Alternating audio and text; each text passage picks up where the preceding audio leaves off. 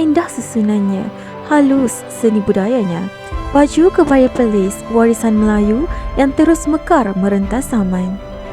Busana ini mula dikenali sejak sebelum tahun 1930-an dan pernah menjadi persalinan wanita istana serta bangsawan negeri Perlis.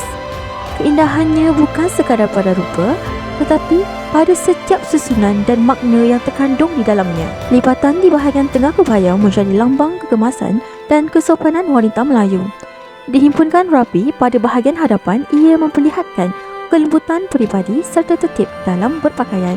Dokoh yang menghiasi hadapan pakaian yang melambangkan keanggunan, kedudukan dan kemuliaan seorang wanita Melayu pada suatu ketika dahulu. Di kepala terletaknya bunga hiasan yang menyempurnakan seri pemakai sebagai lambang kelembutan dan seni dalam budaya wanita Melayu. Selendang sulam yang disarungkan pada bahu menjadi pelengkap busana. Lembut jatuhnya kain itu seolah-olah membawa sifat sopan dan santun yang menjadi pegangan masyarakat Melayu. Hari ini dunia semakin berubah, namun warisan tidak seharusnya hilang di telan zaman. Kerana bangsa yang mengenang warisannya ialah bangsa yang mengenal jati dirinya.